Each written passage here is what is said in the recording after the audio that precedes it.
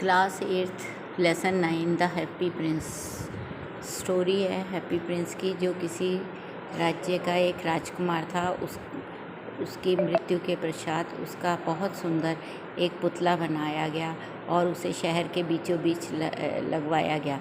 उसका heart lead का बना हुआ था। उसके पूरे ऊपर की बॉडी जो थी वो सोने के पत्रे से बनी हुई थी और उसकी आँखों में 2 सफ़ायर्स लगे थे और उसकी तलवार पे एक लाल रंग का रूबी लगा हुआ था। एक रात जब वह वहाँ से अपने पूरे शहर को देखता था और जब वहाँ के अपने शहर में अपने दुखी लोगों को देखता था तो वह ये सोचता था कि मैं उस समय जब ज़िंदा था तब इनके लिए कुछ भी क्यों नहीं कर पाया, क्योंकि वह महलों में ही अंदर बंद रहता था। उसने कभी बाहर आकर ज़िंदगी की बदसूरती को नहीं देखा था। एक रात एक अबाबिल पक्षी उसके पाँव में आकर बैठ गया और वहाँ सोने लगा और शहर का नज़ारा देखकर राजकुमार के पुतले की आँख से आंसू बह रहे थे और जिससे कि पक्षी जो था वो पूरा गीला हो गया था, क्योंकि वह उसके पैरों में सो रहा था। पक्षी ने उससे कहा कि आपने मुझे पूरा गीला कर दिया, मैं तो समझा बारिश आ रही है, परंतु ऐसा नहीं है।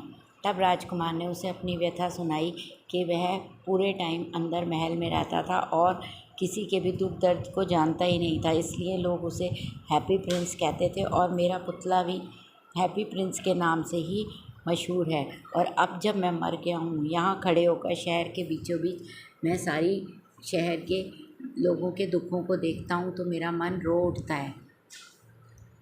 और इस तरह से जब वह अबाबिल पक्षी जो था वो वहाँ उसके पैरों में बैठकर उसकी कथा को सुन रहा था, तो राजकुमार ने कहा, मैं दूर एक खिड़की खुली हुई है, वहाँ से एक बूढ़ी औरत को देख रहा हूँ जो बेचारी उसके हाथ थक गए हैं, परंतु वह सिलाई कर रही है क्योंकि वह एक टेलर है और उसका बच्चा जो है वो बहुत ज़्यादा बीमार है, परंतु वह उसे पानी के सिवाय उसके पास उसको देने के लिए कुछ भी नहीं है और वह बुखार में तप रहा है और परेशान है।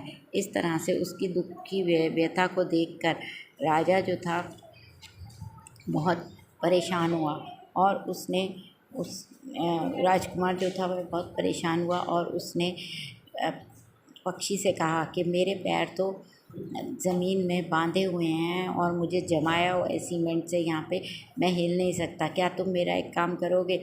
मेरी तलवार में से ये मेरा रूबी निकाल कर ले जाओ और यह उस टेलर सीमस्टर्स को दे दो, जिससे कि वह अपने बच्चे का इलाज करा सके और उसे खाने को कुछ भी दे सके।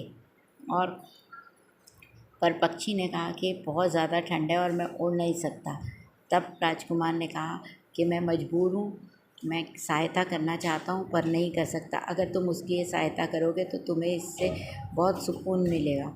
ऐसा सुनकर पक्षी ने उसके तलवार में से वह रूबी निकाला और वह लेकर चल पड़ा। ठंडी रात में उड़ते उड़ते वह पक्षी उस औरत की खिड़की पे पहुंचा। उसने वहाँ पर जहाँ वो सिलाई कर रही थी वहाँ पर वो रूबी रख दिया और उसके लड़के को अपने पंखों से हवा करी।